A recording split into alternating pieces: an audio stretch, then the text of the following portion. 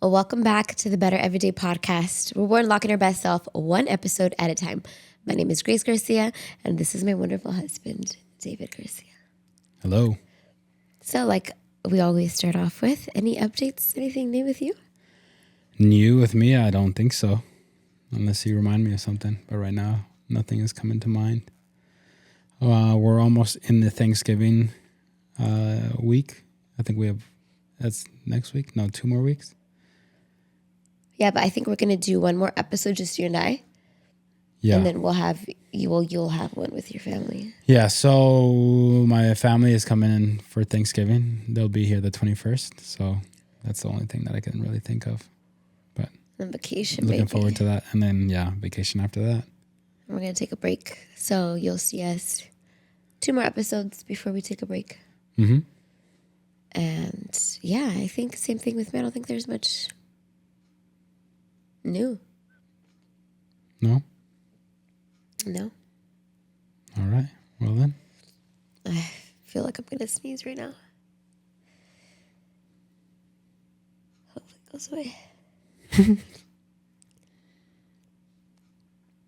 Okay, that's weird. Sorry. So, it's my turn to do the topic of today. And What'd you bring? a song. A song? What song? Let's talk about... Oh man, I forgot it. Let's talk about you and me. Yeah. Dun, dun, dun, dun. Let's talk about sex, baby. Let's talk about you and me. Is that how the song goes? I don't know. Yeah, so that's what I want to talk about today. Okay. Are you nervous? No, not really. I felt like you just had to take a huge deep breath. Like, okay. You never give heads up of what we're going to talk about, so. No. But I've been telling you I wanted to talk about this for a while. Yeah, but you said that you're always worried because your students always see clips and stuff. But this year, my students haven't brought up my podcast. So I'm hoping it doesn't go out there. Okay. But we'll see. But I've been wanting to talk about it for a long time. I think it's super duper important and relevant and can make us better, and how we've been saying, I think we've been saying, like, we're an open book. Mm-hmm. And so there's not one topic that's taboo. So let's talk about it. So for you? Oh, wait. Sorry. You did have something new. You preached for the first Sunday in a long time. Oh, yeah. At church. Yeah. How did that feel? How did that go? Sorry, guys, to interrupt the... It's okay. Well, I feel like we talked about me preaching on the Wednesday. Uh-huh. So it felt kind of the same. I was a little less nervous this Sunday. The only thing, because I felt more prepared because I had a lot of time in advance. But seeing you in the audience always makes me nervous.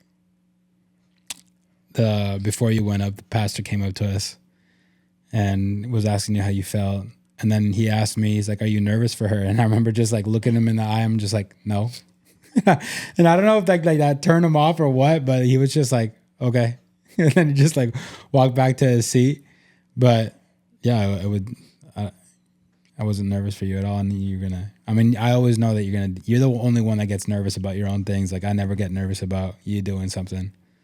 So there's never been a time where you're like, what is she saying? No.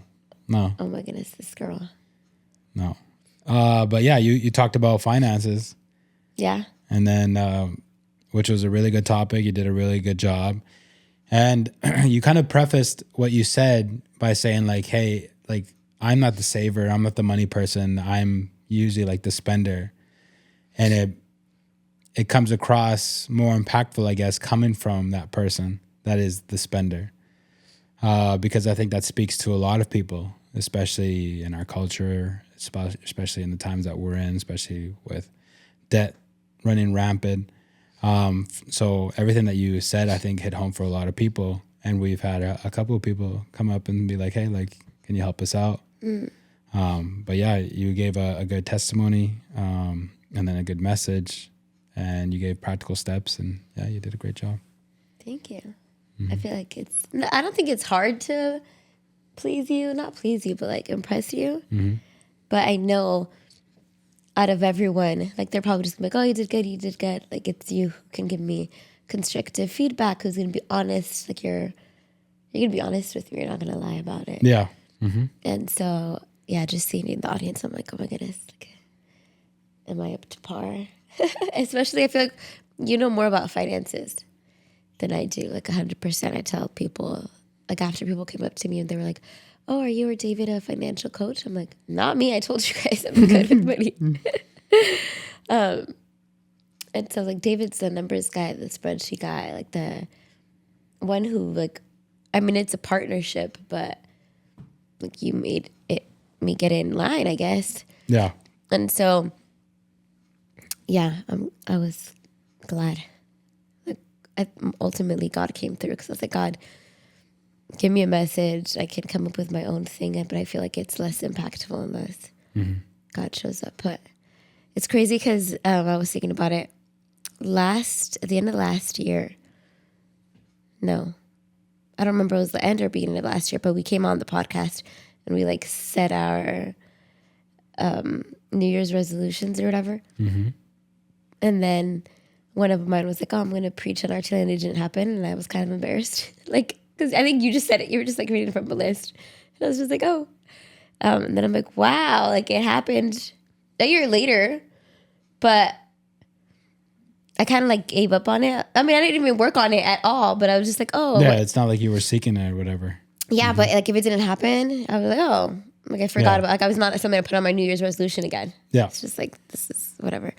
And so when it happened, like God brought it to remembrance again, like remember it. I was just like, oh, wow, that's awesome. And I think the reason I like, it's not like the preaching, it's like getting on stage, but I love teaching. Like I love like imparting what I know to people, like telling them my story. Like if I can get over something, like you can too. Like just teaching is like in my DNA. And so that's just another way of teaching, I guess. Teaching is in your DNA, but there's something about you too that when you receive something that's good, you want everybody else to taste of it. Yeah. And you can see that in what you learn, but also we recently did a double date with a couple and you kind of like, again, prefaced and let them know, like, I'm going to ask you if you want some of it, like what I'm ordering, but it's not really like a request. It's more of like, you're going to have this because this is awesome. And I feel like so many times when you show somebody a new place, you already like know it's bomb and you're like, try it. Like even if you don't kind of like seem like you do want some, like just try it because it's like, I know that it's good and I want you to taste of this goodness. And I feel like you have like that same spirit in regards to like what you learn as well. Where you're like, no, I need to get this out because like it's blessed my life so much that I want somebody else to partake in it as well. Yeah, for sure. I do think that part I feel like I get from my mom. Like I saw her when she would, like she was a bomb cook. I wish I was, because I would have been shoving food in everyone's throat. Like, look, try this. Right? Like that's how she was. And I think she would also get excited about like teaching and like helping people in whatever way she could. And so, yeah, I think it's just like a part of me. And I enjoy it. I think God definitely like has put it as a gift, and I see like in my life. And so, yeah, I'm certain it'll be more opportunities. But it's just crazy because I think this has been the season where, like I'm not, how you said, seeking. Yeah. Like I think Pastora said it. Like it's just like attracting, like based off who I am. Like God is putting the opportunities in line. So it's been awesome to witness. Yeah, for sure. And thank you for being first one in the front row seat. No problem. And talking about that, I think part of good partnership is not just like mental, spiritual backing up, but it is also physical aspect to it. And so obviously when we talk about like sex and having sex, we're condoning it in the like marriage realm. We're not seeing this for people who like are dating or just like friends with benefits or whatever. We truly believe that God has blessed it and has done it for in marriage, because it can do harm. And I think we've seen, like, we were examples of it. Like, we were fornicating outside of marriage, and it did bring a lot of harm into our relationship. And so, yeah, I think that's the number one. It's like God always has everything so perfect, whether we can imagine it or not. And just like with finances, how I said, and everything else in life, if you push and shove and get it on your own timing, and just like even the garden, thinking she was being, I guess, like held out, like God, she didn't trust that God had everything good for her. If you go and reach it out of time, like, it does more harm than good. Like, as much as you think you know best, like, just wait in God's timing. That's probably like the first thing in every aspect of life that you can get. Like, wait for God's timing. Yeah. But in the confines of marriage, that's the word I was looking for. In the confines of marriage, so I'm gonna ask you first, why do you think sex is so important? Or like, what is it to you? Like, because I know it, in our regard, if I'm just gonna throw you under the bus. There's been times where, like, I think movies and books, right? Like, you compare and stuff like that, and you've heard of like angry sex. I think out of the whole time we've done it, I think maybe just once you've done angry sex, like, you just cannot, like, you just don't like it. Which I feel like, I don't know, again, I don't have anyone to compare you to, except like books and movies. But I'm assuming it's because you kind of view sex, like, you esteem it highly. Like, why? Why? Or is it not that you esteem it highly? Like, what is it about it? I think at a young age, not even at a young age, I think the more immature version of me, and I think this goes for a lot of guys, views sex as pleasure. But looking back on it, intimacy was always like a relational thing with me. Like, I could never have a one night stand. Like, I wouldn't be able to enjoy it. Like, I need some sort of like dialogue. I need some sort of connection. I need some sort of like, yeah, just relationship, some sort of connection. So with me, I think sex is that, just connecting on a vulnerable, special, like, level. That for me is like the pinnacle of connection, you know? And I don't want to overgeneralize, but I'm fairly certain that not most, but a good amount of guys, one of the love languages is touch, the physical touch, to be kissed, to be hugged, because it makes us feel desired, right? Yeah. But yeah, for me, it's just like the highest level of connection between two people. And I do think whether you intentionally, again, like, worked together, or was just like God given, I think it is kind of like a protection of, like, you view it as, how you said, like, emotional connection, like another step to emotional connection. And I think that should be the goal for people, where you're not doing it just for the sake of the act, but you're doing it because of what the person represents to you. And so I'm glad that, like, God at least, like, protected, or like, had you see sex in that way, because I don't think it's common. And so I appreciate it, because I know, like, hopefully, God willing, you'll never cheat on me for that reason, because we have so many I think it would be emotional ties. next to impossible. And if I ever did, like, I think you would notice before it even happened. Again, because I need the connection. Like, I need some sort of dialogue. I need time. Yeah. It's not just like, oh, hey, like, I find you attractive, let's just go somewhere. You know, like, Do you think most guys are like that, or do you think, or at least in their nature, and then they just have either done it so much, or they watched a lot of porn, or desensitized to it, that they have twisted it, but like their soul longs for it?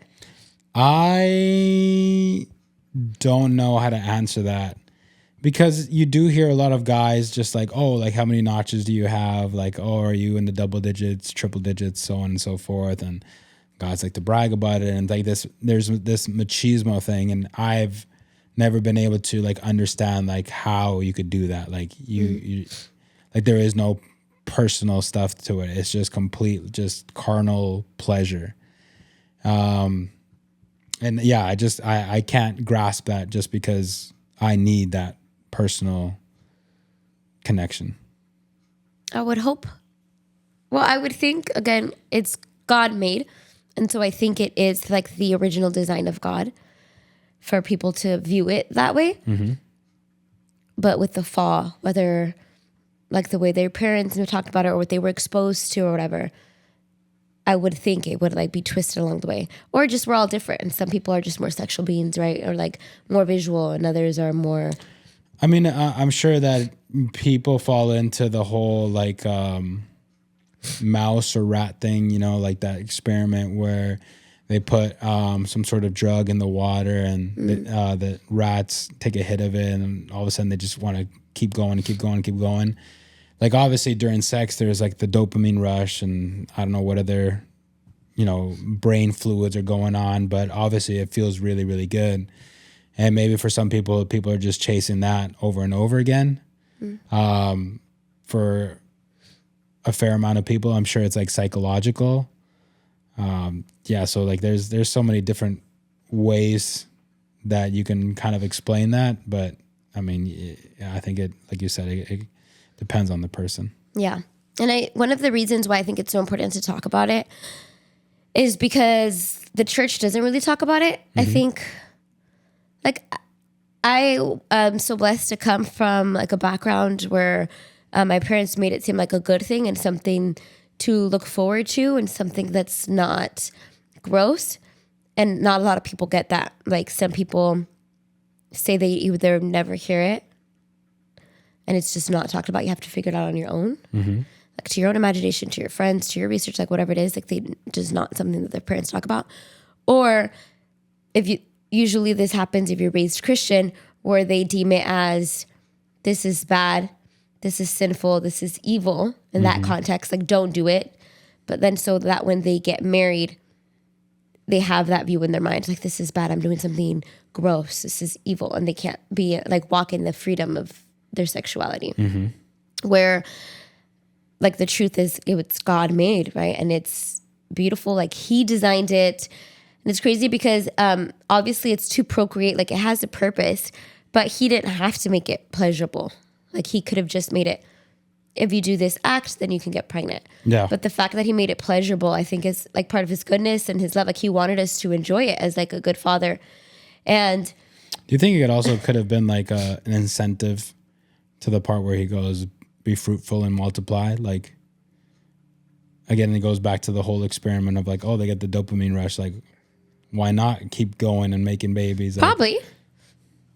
I mean, I don't know much about like animals and how many animals can feel the pleasure versus how many just do it out of survival or like if it's just wired in their brain or I don't know. But I'm sure. But I think one of the things, again, that since the church doesn't talk about it, I think for sure the enemy hijacks it. And so when you usually hear about sex in the world, it's like through music, through movies, through pornography. It's for sure has something that been hijacked by the enemy. right. And I mean, our pastor has been in this Occupy series, and I totally do believe that like if we don't occupy it, like it's gonna get occupied. And that has been a topic that has been occupied and it's been so distorted. But I think because it's such a beautiful, important part of life that the enemy's like, oh, how can I get my hands on this so that I hurt hearts, I damage it, people's innocence. He just came to like steal, whether that's your innocence, your mindset, like your view of men, women, in regards to sex, came to destroy it, right? Or like just completely like murder it. And I think there's no, at least for us too, with every marriage, and I would love you guys' feedback to make sure like I'm not alone in this. But I think it's way easier to have sex outside of marriage. Like at the beginning, people like we would get so excited and you just do it. And then when you get married, like it seems like it's work. And because it is work and stuff, but it's crazy how like when you're sinning, it doesn't seem like work. And then now when it's like beautiful and you're meant to, like, it's always the opposite, right? Like what should come natural doesn't, we have to work at it, and vice versa. Mm-hmm. And so, yeah, what do you think about, I said kind of a lot right there. I don't know if I would directly correlate the sinning to the pleasure, and then once you're in the covenant of marriage, like it's no longer like pleasurable or whatever. I think even for the people that did abstain until marriage, they'll go through the same thing where, oh, it's beautiful, because like something new is always amazing, right? Mm-hmm.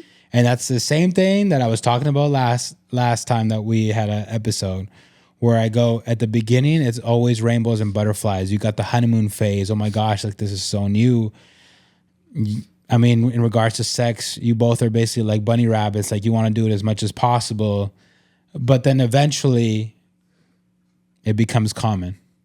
Mm-hmm. And I think that's where like you hit a plateau of pleasure and you're like, yeah, it is good.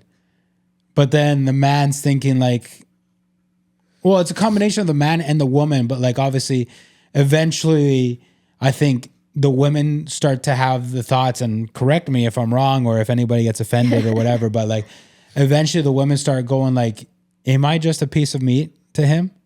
Because I know you've said that to me. Oh yeah. And like, I've heard other like couples say the same thing. Like it's usually like, oh my gosh, this is amazing. Let's do this as much as possible. But for whatever reason, after a certain point, the woman starts to question like, why are we doing this all the time? Why is this all he wants? Like, why? And then that starts transitioning into like, I'm not really making him work for it. And then you start requiring him to do certain, like to jump through certain hoops to be able to unlock this special moment of sex. And then when that happens, men go like, oh, you're just like putting in a bunch of like obstacles. And a good amount of men tend to be put off by that and just like, really? Like, because I think from the stance of a man, we kind of have the thought of like, it was so awesome at the beginning. Like, what changed? What changed and why did it change? Like, why couldn't it have stayed the same? Why couldn't it have been both of us just like enjoying it and like putting no obstacles, just like both of us desiring each other and, you know, like just, yeah, wanting to do it like all the time. And obviously in marriage, like once you have kids and stuff, it's not going to happen all the time. But like to the point where it's just, it feels like it begins to be like a math thing. Like, okay, did you do this plus this plus this plus this plus this? Okay. Then you unlocked it. But this is where it gets special, because a guy could jump through all the right hoops and then the woman goes, not only that, but now I have to feel like I want to. And if I don't feel like I want to, then it's probably not going to happen. And so you talked a lot about like the girl's reason why the girl wouldn't want it. Mm-hmm. Do you think there's any reason why? Because it's not always in a marriage where it's just the girl. Uh-huh. So do you think there would be like, what's the reason why a guy? Oh man, that's a hard question for me to answer. Just because like I'm on the side of like, again, there's connection, right? And so I desire to be connected to my wife. So it's not like I'm just like a horn dog that just like, hey, like I'll put it anywhere. Like just, you know, like I feel like to have that mentality is to say like, oh, I could like sleep with anybody. Mm-hmm. But it's like, no, like I desire you. Like I wish we could do it all the time. So it's very hard for me to think of a guy that. Like why you wouldn't. Yeah, why you wouldn't. But I do want to like say that there's been points in our marriage where I feel like we're always not on the same page. Like it'll be like I want it or then you do, and it's like seasons. I think that happened a lot in the beginning of our marriage. Yeah, and I honestly think that was just a lack of connection. Mm-hmm. We obviously have already stated like we started our marriage like pretty rough. And so if I don't feel connected to you or I don't want to be connected to you, as in like I'm mad, I'm hurt by you, like in that regard, I mean, I don't know if somebody will label it as feminine, but in that regard, you could like say like I'm a little feminine because I'm like I need to feel connected to you. If not, like I want nothing to do with you. Like I'm not that much of a horn dog that you like how you were saying like the angry sex or whatever. Like if I'm angry, if I'm hurt, I want nothing to do with it. Like Yeah. I want to like be connected. I want to feel like you have my back, I have your back. I want to feel like we're mentally connected, like intellectually connected, like emotionally connected. So yeah, but in regards to a man not wanting to, I mean, that you could chalk that up to many different things. Their libido is low, and their libido could be low by being overweight, by having too much stress, and the stress can lead to overweight, lack of sleep, like drugs that you're taking. Like there's a lot of reasons why a guy wouldn't be able to or wouldn't want to. But in regards to me and you being back and forth, my side of the only time that I wouldn't want to is like when I felt angry or hurt by you. And I want to go back to what you said about women, because I'm reading this book. I don't know if I mentioned it, but you read Wild at Heart by John Eldridge, I think. Eldridge, And you like love it. Yes. Every man that you like meet, you're like, read this book. Yeah, they need it. I'll read it with you again. How many times have you read it? I don't know, like I wouldn't say that much, but like somewhere between like 5 to 10 times. That's a lot of times. It's a really good book. His wife does, him and his wife do a woman one called Captivating. And it's a great book. That's like the book that I recommend to women, like you should read. They're a great couple. But in there, it talks about, like right now I'm rereading it. And it reminded me in the beginning of like a lot of women's desire. And it's to be desired. It's to be told that they're captivating, right? And how sometimes we're shameful of that. Of like, oh, we're so needy. We're so much. We're like I always tell you when I get dressed, like sometimes I'm like, I'm not going to ask him how I look. Like I just want him to tell me. But it doesn't come natural to you. So I end up, David, how do I look? And you're like, you look good. And like, and it's like, oh, what? And then I'll ask myself like, oh, why do I like care so much? Like, why can't I just get ready and like go about my day? Like, why do I have to ask my husband or whatever? And then how we see it in young girls and stuff. But again, it's like the enemy tries to get us to be like, feel shame about it or go like to the extreme, right? Where then our beauty becomes like promiscuity. Okay. But in there it says that both men and women like reflect God's image, which we know that. And then so it tells us like what about who we are, like what makes a woman and how does that show us about God? And one of the things there is romance and our desire. Like God doesn't just force himself on anyone, that he desires to be pursued, that he desires to be romanced, right? To worship and have offering and all this stuff. And like it's like a process to be intimate with God. And so that part of our heart, that part of our womanhood, our femininity, like we try to like quiet down and be like, I think there could be bad or good where you watch too much movies and like the Hollywood version of it, you have like this standard that it's not from God. But if we just try to like kill it, then we like kill that part of us that again desire that's after God's own heart. And so I think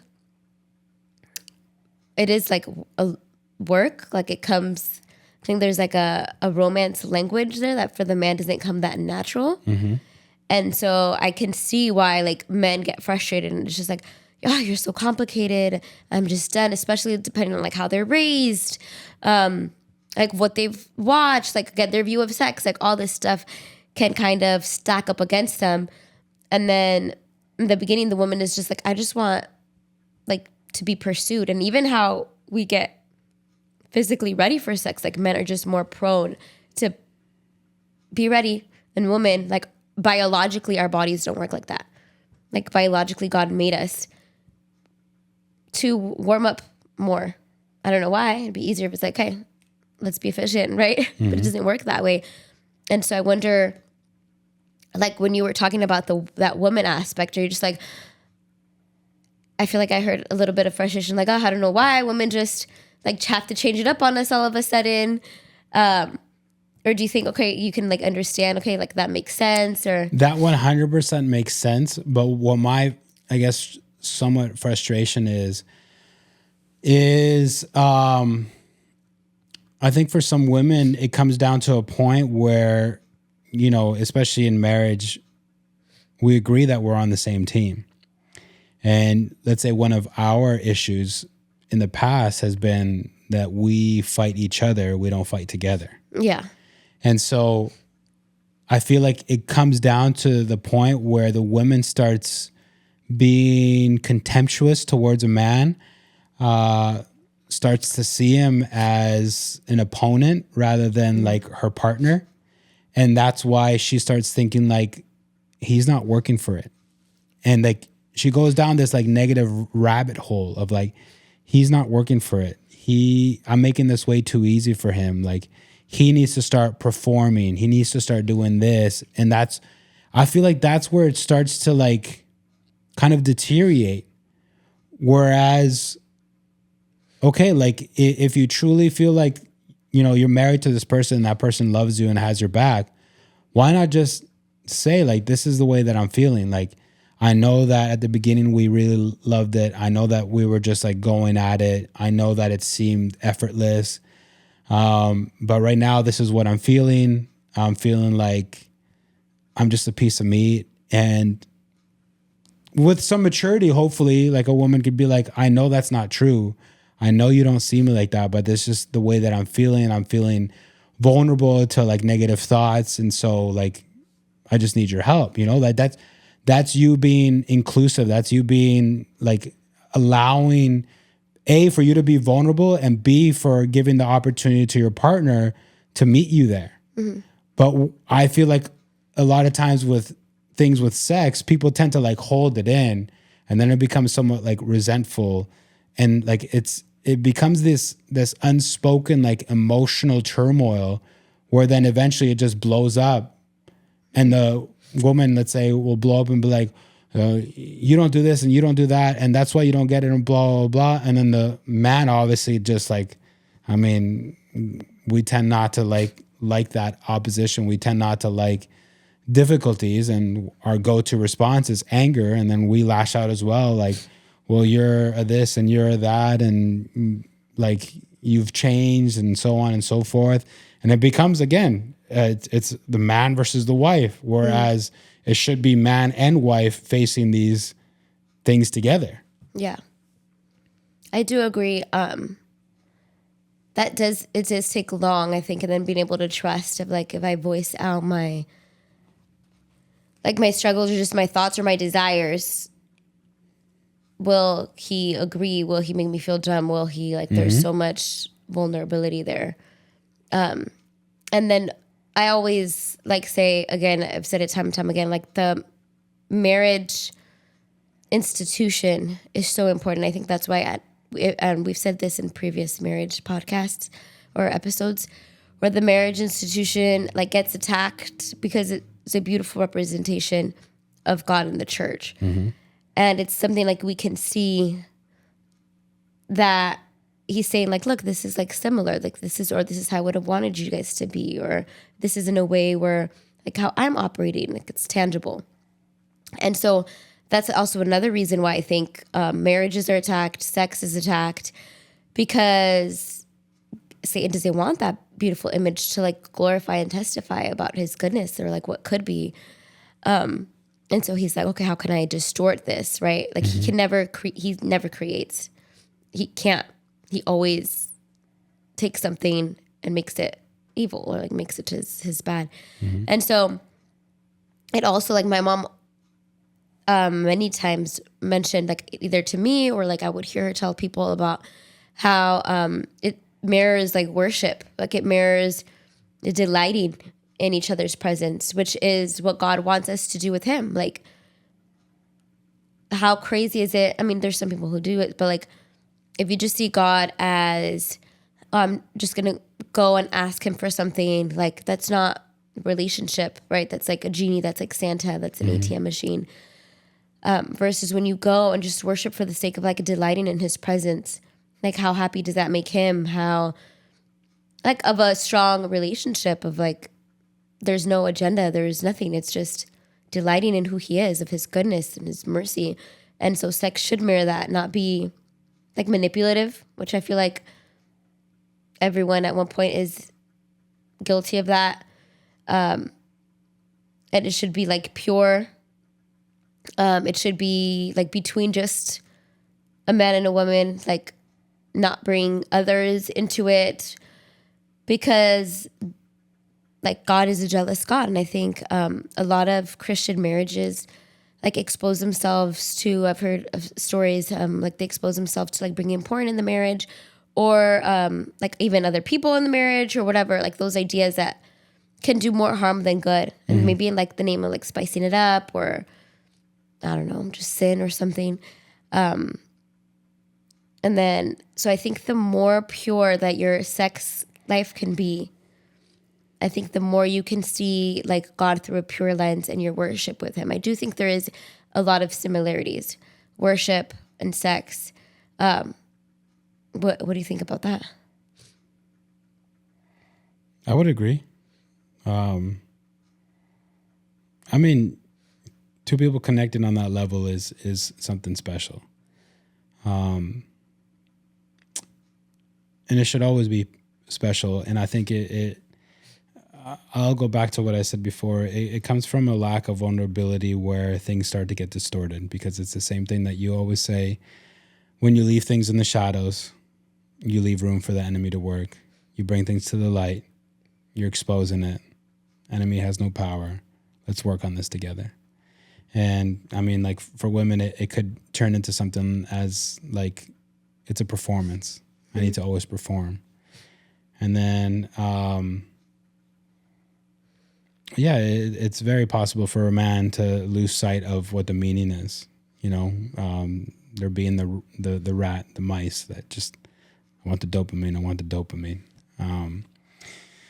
But sex is special. It should always be special. And I think if you want your sex life to be a good sex life, you need to truly wholeheartedly believe that the person that you're doing this relationship with, this marriage with, wholeheartedly loves you. Because if you can't believe that you can't be fully vulnerable, and if you can't be fully vulnerable, then the enemy comes in and goes, all right, I'm taking over. And that's where it starts to crumble. And we've talked about it, how like when we went to therapy, like our sex life got better, like our like actual like sex, we realized like, oh, it's not just the deed anymore. Like I think we appreciated each other's hearts, and like that's why it got better. And so I don't think it was like a coincidence. Like when we even said it, like, wow, like therapy has helped, right? Like you said, when you like conversations, like you're just like, wow, like I like you, I desire you.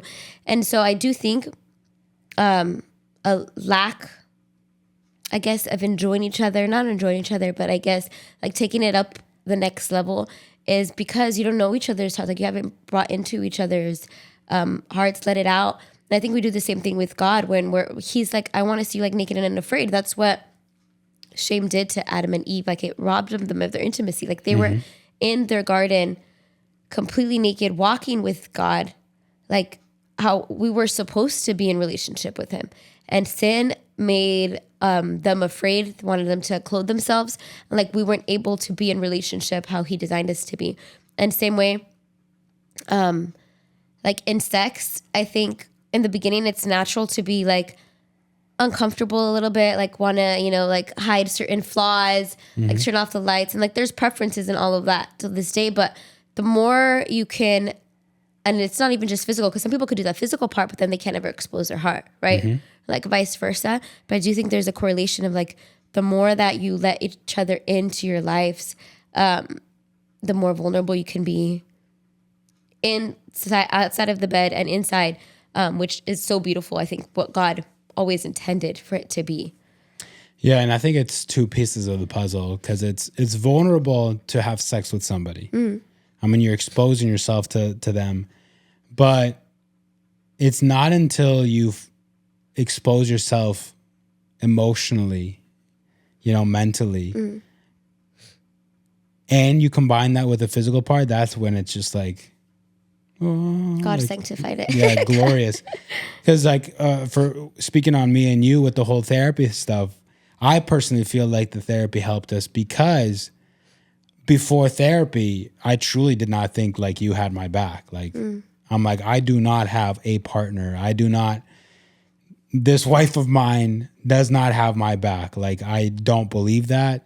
I believe that she wants to love me, but like we are just on opposite sides of this arena that we're in. And what therapy did was, again, like it made me vulnerable to share with you, that in turn brought a lot of understanding to you and compassion and empathy. And I felt that, and we started connecting on like a much more emotional level, which brought that whole guard of pride and ego down for me, where I'm like, she has my back. Yeah. She loves me. And for me personally, that's all I needed, because I feel like growing up all my life, like I felt like nobody truly ever really had my back. And so to finally feel that and finally feel like what I've been chasing all of my life, I finally found it. I think that was just like, okay, like this is it. Like we're emotionally connected, physically connected, spiritually connected. Like we're fully unlocked. Yeah. And yeah. And I think that's like a lot of people ask, like for some reason when it comes to sex and stuff, then they ask like, oh, is masturbation bad or whatever? Because there's a lot of freedom. Just like the God, right, of the New Testament, of like, there's a lot of freedom. It's not legalism and things like that. But I think if you again look, okay, what's the purpose of church and the bride? What's the purpose of a marriage? It's to like serve one another. It's to delight in serving one another. And I feel like when you are doing it in a selfish way of like, give me, or I'm going to take because you're not giving me, that's outside of like God's design. Like it becomes now like selfish, and you don't need your partner for that. You're not serving them in any capacity. And so a lot of people are like, oh, but it's health. Like doctors say it's healthy. I don't even know if that's like true or not, but it becomes, again, just out of you. Like you take your partner out of it, which the whole goal of marriage is to like serve one another. It's to get to holiness. And then I think the last thing I want to say, I think we could talk about this. Well, I like talking about this. We could talk about this all the time. But the last thing I want to say for tonight is that I think women, especially, like a lot of women friends, like they struggle in an area of like feeling desire, or like the reality is that most, again, statistically most, we did say that there's some guys who struggle with libido, but statistically most, like for women, it does take us longer, right, to desire it. And with God made us for whatever reason, I think it's for men to learn that like we go through seasons, right? Like menstrual cycle literally happens every month. And then when you give us kids, like we take the mental like burden of motherhood. And then menopause, I hear like that's a whole nother thing with like your sex drive, and that I'm not looking forward to. I'm hoping that by the time that you get there, they find a cure for that.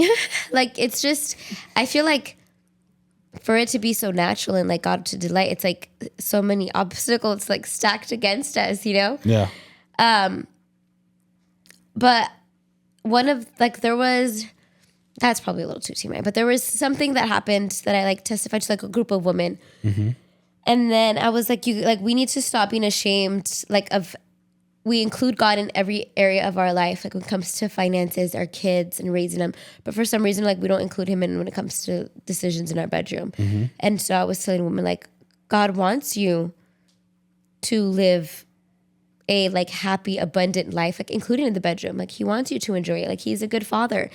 And again, maybe because I don't see either God like that or like sex like that, it gets distorted. Because I know before we got married, like my mom was like, you're gonna please her, right? Like this is like, she always had a conversation with she thought it was important to have a conversation with guys of like, You know that it's just not one area you can please her. Like women have different like spots or whatever. And like after the famous question was like, is he able to ring like your bell? Like they always asked young couples that. Like they thought it was so And I important. told her, don't worry about it. I have practice. But my mom always, and my mom, my aunts, like they always thought it was important. Because even my mom, dad, and my aunt asked, you know, my siblings the same thing. Like it's, and people were probably like, what the heck, that's super weird. But like it made them happy knowing like my daughters, my kids are happy in their marriage, you know? And so I, as a mom, I'm like, I would desire that too. Like I would hate for them to like have no, like not enjoy that area or like struggle in that area. And so I think knowing that God is a good father and he intended us to this way, like surrender that aspect of your marriage to God. Like there's nothing that he cannot fix. Like he literally created you. He created your spouse. And so if you're struggling with something, like being vulnerable enough for you to pray and then ask you and your spouse to pray. Because I've seen even in like my life how God has like turned situations around where I'm just like, you see, like God cares about it all. Like there's nothing like taboo out of him. Yeah. And so that's, I think, the last little tidbit that I wanted to add for anyone out there. But how did you feel doing the episode? Good. Not awkward? No, you didn't ask any personal questions or get too deep into details. So I'm good. This was a overall Because in the beginning you were just grand like view of. tapping, and I don't think you've ever tapped before. You're going to edit back. Well, it's because I didn't know like how in detail you were gonna get. Like I didn't know if you were gonna just. This is everything. I mean, I think like we can, but I think knowing, okay, God forbid my students say this, or like there's people. Thank God for your students. But yeah, if you guys ever have questions, comments, concerns, let us know. But we even had friends who like have come up to us and it was like, you guys have 2 kids now. How do you do it? Or like with certain situations, like we're usually an open book. Yo, I actually have a funny story. I was talking to a friend that shall not be named, but this dude was like, my wife has me in, what's the word? Is having me be abstinent or something like that. And I'm like, but he's somebody who usually like, he usually complains like, dude, I haven't gotten in so long, whatever, right? And I'm like, So his wife asked him to be. no, but like, Oh, he was like he joking. was just exaggerating. Oh, Yeah. okay. I was like, why? And I'm would like, she what the ask heck that? happened? He's like, well, I mean, he's like, the kids have been around. And I'm like, how's that an excuse? Yeah. He's like, yeah, but like sometimes like we go into the room and they like come in and I'm like, have you ever heard of a lock? And then he was like, one time I guess they have the type of locks that where you just kind of like stick a pin in or whatever and like it opens it up. And I guess their youngest kid put something in there and opened it while they were like in the middle of it. He's like, I just can't. And I'm like, dude, bring a door, not a door, a chair and put it up against there. That way you have the doorknob, the lock and the chair. I'm like, but I told him straight up, I'm like, if you guys haven't done it, it's because you guys don't want to, not because you can't. Like, yeah, I do think the kids should not be an excuse. I do think it's important, and I do think, I think it was Steve Furtick's wife, I forgot her name, who said, like, sex is so important. It could be a tool, like, if you're happy, to celebrate. If you're sad, mourning, upset, like, it can just make a man better. And that, so, like, she was talking, like, the role of a woman or something like that. Mm-hmm. And I think that's something that I'm always, like, striving, like, how can I get better? And I have to also give myself grace because, like, I am so busy and a mom. But at the same time, I think it's easy, and I've said this to you before, where that is a good topic. Should we just wait for next episode? No, just finish it off. off. I want to see where you're going, and then we'll see. Because how it's easier, like, to focus on my kids because they're little and they need me, like, in a way that you don't. And work because there's deadlines. And, like, ministry because there's needs. And so it's easy to be like, okay, this man, he's self-sufficient, he's independent. Like, it's easy to put your needs on the back burner because of the, I guess, nature of it, right? And I always say, like, I always tell you, like, oh, I wish we could just pause midday, do it. Because usually take, like, a test, or you just know, like, when do you just want it more? It's like by the time night hits, like so much life has played out that I am like you're getting like my leftovers, right? Which isn't fair. It's not fair. Fortunately, we live in a society where like they don't believe in like the siesta in the middle of the day, like a nap in the middle of the day, like work pauses, like it's just go, go, go, go, go. But that would be, I think, ideal for my situation. And so I try to give myself grace of like, Grace, you cannot do it all. But I think like it's not fair either. Like I would put myself in your shoes and it's like, it's not fair. And so one of the things that I've been just trying to like do, I've been telling myself I am a disciplined person. Like I have been working out 5 to 6 times a week, even if I don't feel like it. And there's moments where I'm like so happy that I did. There's moments where I'm like, oh, I did it anyway, and I didn't really like nothing really came out of it. And then there's moments like where you want to do it more because you're proud of yourself and the like results. And so I think one person came up to me, asked for advice of like, what can you do in those situations? Like if you're so busy, like wife and husbands are so busy, like what can you do? And it's like, you have to treat it like going to the gym. Like you, right, where how you said we live in this world where it's all about feelings of like, I have to wait until I feel like it. Like that might never come. Like not in a negative way because there's something wrong with you or something wrong with your spouse, but it's just you're in that season where you're raising kids, you're working full time, you're like giving so much that you like you're gonna wait forever, right? And then knowing, especially about like women, about like in the next season when we're like older women, it's gonna even been difficult. I'm just like, what the heck? Like, so it might never like be on the other side. Like you wait for a moment of like maybe when I just want it more, when my kids are out of the house or something, right? And so not wishing for another season, but like making the most of the season that you have. And so I do think that's something that I'm trying to practice more. It's like whether I feel like it or not, I give priority because the reality is that when we usually feel distant, we can look and be like, okay, it's been a while. Like there's correlation there. And where we feel closest to each other, like we're like, oh, we just did. Like it's not the act, I think, of sex, but I think God also uses that like to bring you close together. And so I do think it's super important. And it's something that I think I'm slowly gonna be like, okay, I have to be more consistent. I started like keeping myself accountable, putting it on a note app for me and you. Be like, I want to see that it gets better. Mm-hmm. It's not like easy, but I think it is super important. What? Yeah, my thing was just about like the priority. I don't think busyness can be or should be an excuse. 100%. I think it comes down to, do I want to? And not that, do I think it's important? A general people use busyness as an excuse because they don't want to. Yeah. But I believe that in a marriage, in the same way that a man is required to woo and date and love and all that good emotional stuff, a woman should do her part as well. 100%. I agree.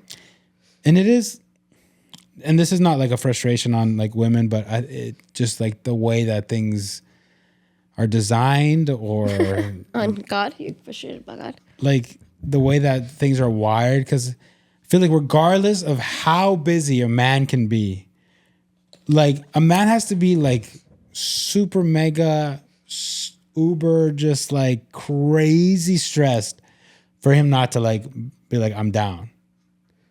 Like it takes a lot for a man to be like, no. Like in my case, like if we're in a fight or like, you know, but other than that, I'm like, I'm ready to go all the time. Like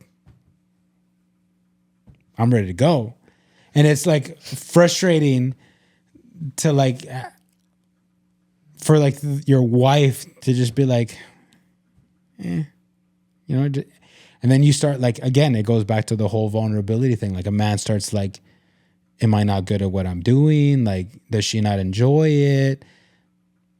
But then like it happens and then the woman or you in this case go like, oh my gosh, that was amazing. And I'm like, And then again, just like the wheels start turning of confusion. Like, if this is so good, why don't you want it like all the time? Like, this doesn't make sense to me. And again, it's not a frustration on women, but just like, obviously, like you said, like there's a certain way that you guys are designed, you guys are wired, like it takes more to warm up. And I mean, you guys feel more weight when it comes to like busyness and stress and stuff like that. Whereas men, I feel like, You can compartmentalize, or just like maybe we're like more mentally stronger or whatever to like to be able to like take on like the business of life and just be like, okay, that's just part of what it is. And you know, like it's not stopping me though. I challenge men to see it as an opportunity of like practice to pursue and recognize like the more. I honestly think You can't say that. and I know I'm gonna tell you why, but you can't. because you're gonna tell me to practice. No, because when you say like practice, there's an expectation behind you finishing that sentence. Whether you say the expectation or not, the moment that you say practice, it's like, oh, like, okay, like some men will be mature enough to be like, okay, you know what? You're right. I haven't been saying all the right things. I haven't been, let's say, bringing flowers home or chocolates. I haven't been doing the spontaneous dates. I haven't been, I don't know, just wooing her, right? Mm-hmm. Okay, you're right. I'm going to start practicing. And they start practicing and they don't see the results that they get. Then they go, oh, so just like nothing works then. But that's where I say like you have to correlate it and see it in the spiritual realm as well. Mm-hmm. And whether God comes through or not, I'm not going to not pray to him. I'm not going to not read my Bible. And like, there's been moments we talked about, I think the only time that I got like really mad at God or whatever was like when my mom passed away and I was mad and like the Bible reminded me of like everything, like him not being good father, right? Like in my head, the father I painted him to be. But that's how it should be, right? Like in every season. And so obviously it's easier said than done. But I think when you're mature and like reading like the books, it's like, okay, like marriage again, it's not supposed to make me happy. Like the outcome isn't supposed to be so that I can have sex more often. Like if a man's viewing it or if a woman's viewing it, so that I can have a romantic husband. Like that shouldn't be the goal for you. It should be, how can I glorify God in my marriage, or how can I become the person God wants me to be? And it's usually through things you have to work on in marriage. Like, why do we think that not a man, but like our spouse can so easily annoy us, so easily bring out our anger, so easily like we become, I think, more toxic with the people we love because they're the ones who God has like sent to, again, to put us through this holy purification process. Mm-hmm. And so I think if everyone, and it's obviously more easier said than done, but if everyone could be like, instead of just saying, oh, how can I get to the outcome I want, like a more romantic husband, is like, what is this teaching about me? Like, who does God want me to be, me to mold? And usually when we work, like the Bible always says to work on ourselves first. Like even when the woman, when it's like, why, they asked, like, I think it was Paul, like, why is my husband not a believer? What can I do? And it's like, through your deeds. Like it's always change yourself, because that is going to do way more benefits, even if your husband never comes around, right? Like now you're the person that God always has wanted you to be. Like you reached your purpose. Mm-hmm. And so I think those moments of like, okay, what can I learn about how to pursue God's heart? Because I'm sure everyone lacks in pursuing God's heart. Like we can all do it more. And so if we just see it as like, oh, I'm doing this for my wife again, and not seeing it in the spiritual, like I can get better at pursuing, whether that's my wife, whether that's my husband. I mean, God, and asking God, like, help me pursue. Like, I do not have a heart. Like God, men were supposed to be the pursuers, the conquerors. And like, since the fall, they've become so passive. Mm-hmm. And it's like such a hard task where it's like, that should come natural to you guys of like conquering, never giving up, going to war for it, like fighting. I think we had an episode about that. And it becomes like, wow, I give her chocolates and she doesn't have sex with me. Like I give up. Like that's not, I think, what God like has intended. And same thing with the woman of like being vulnerable. Like we've been so putting walls up where a lot of men love what about our femininity is like being vulnerable, feeling like we need you guys, like you guys can fill a role in us. But our hard walls make it seem like, no, everything's good, or not, we can't let you guys know what you hurt us without attacking you, which is obviously not good for anyone. And so, yeah, I would just like challenge people to do that. I feel like. I think what it comes down to is vulnerability on both parts, but a vulnerability that connects and not expects. Because, I mean, yeah, you could tell a lot of guys, hey, like, be the conqueror, be the one who doesn't give up, be the one who goes above and beyond, be the one who goes the extra mile. That's cool. And it shouldn't be seen as do this and that will unlock unlimited amount of sex. It should be do this because you love your wife and she needs it. And in the same way, a woman should be open and vulnerable and be like, I know what he needs and I know what he wants. I know what he desires. And I'm going to make him, I want to conquer. I'm going to make him feel like a conqueror. I want a person like it's a two-way street, right? And it's both people meeting together in the middle and saying, I love you and I love you.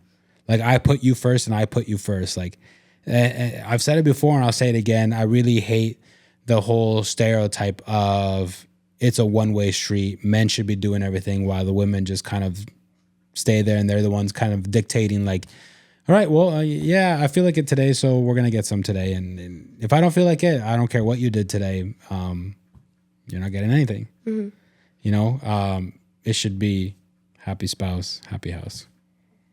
I agree. But I agree. And But dang.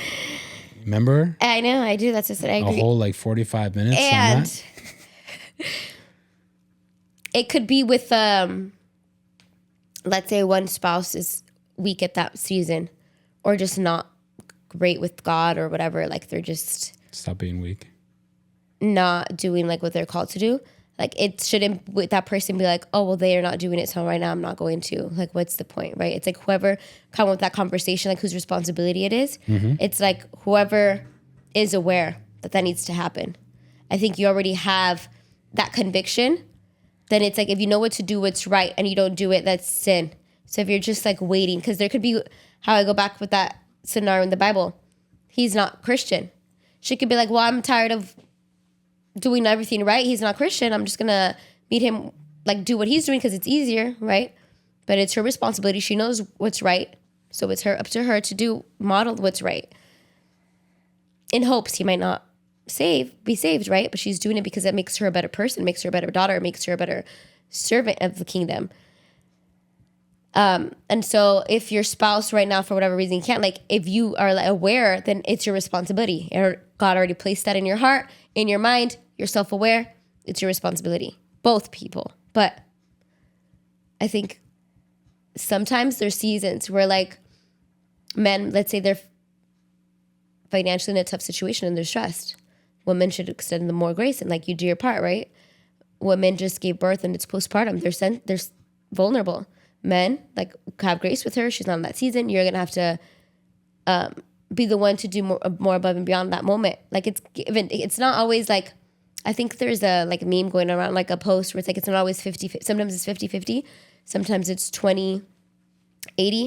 Sometimes it's like 70-30. Like whoever, it's like we'll all give 100, but like I will pick up for the lack of you are right now struggling. And like you have done that for me when I'm struggling, you have picked up the lack.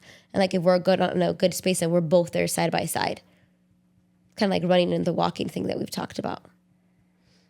Pure and true love, I think, is selfless. I 100% agree with you in that regard. And I like the examples that you gave in regards to like stress and money. If they're in debt, a woman just has a baby, 100% understandable. And what I think I will push back on a little bit was the first part where you're like, okay, somebody might be weak in this season. Aside from the valid, situation that you're talking about, if a person is simply just weak in that moment, weak as in like, oh, they're too busy and it's too much, and like I think if one person is weak, I just don't think it's valid for one person to be weak. And the reason why I say that is because it comes down to, again, for me, in my way that I'm seeing this, is vulnerability. So that person that's weak should be opening up. There should not be hey, I'm fighting this all by myself. It should be both of us together. So it should be, this is what I'm feeling. This is what I'm going through. I need your help. And there should be truth spoken in that. Because I feel like a lot of times when we're in these quote unquote seasons of weakness, it's because lies are taking over. Correct me if I'm wrong, but I believe that in those moments of weakness is because lies are taking over. And so truth should be spoken. And when truth is spoken, then I think there is a level of responsibility that falls upon the shoulders of the person who's weak. I can now see that these things are lies, and these lies are weighing heavy on me, and that's why I feel weak. But here is the truth, and here is my partner that has my back, that won't leave my side, that will fight with me. And now I also now need to do my part, because I know that this weakness is not truth.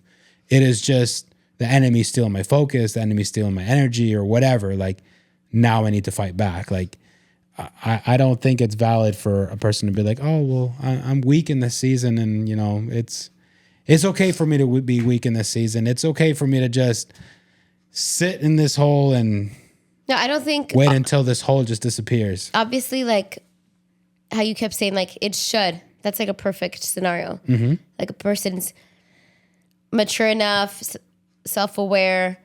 They have developed the trust with their marriage that they could say, right now, this is what I'm feeling, like, be vulnerable. How you kept saying, like, they should. But so many times, like, people don't. And so is it just the other spouse, like, they're not opening up, screw them. No. It could be them, too, to be like, they should And reach out and put.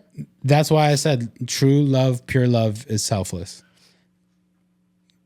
You've always said it, in marriage, you should work to outserve each other, right? The other spouse, has the responsibility of loving them to the best of their abilities, going the extra mile, just going all out. And in that regard, they should also, like, what's going on, tell me about it. Yeah. But for the person who's still going through that weak season and that spouse goes up to them, like, what's going on? How can I help you? And they decide to close the door. It's just, okay, so you're making it worse. Vete la por at that point. And it goes back to my point. Vulnerability. It takes vulnerability on both sides. You want marriage. You want sex to work. You want for you to feel more connected than you ever been. You want to make it feel like it's not like a tit for tat. You want to make it feel like it's not just a mathematical equation. Like, are we meeting each other halfway or whatever? Like, you want to make it feel like I just love her, and so I'm going to do everything possible to make her feel loved. And I know that she loves me, and she's going to do everything possible to make me feel loved. It all comes from vulnerability. Plain and simple. Plain and simple, y'all. This whole podcast. The formula to happiness. There you go. I mean, if you didn't know, now you know, and go off and be happy. And it's free. We're not charging. It's so easy. So just do it. Kind of figure it out. I love you. I love you too.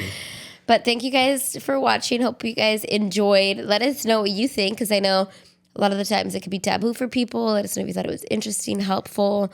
If you want to see more episodes on this topic, David probably was like mad about it, but I genuinely enjoy it. Marriage. I'm just putting ourselves on the spot, I think. I thought you were going to tell him about all the gang signs that you've thrown up. Oh my goodness. All right, we're going to end it there. Make sure to like, follow, subscribe, and until next time, bye. Bye.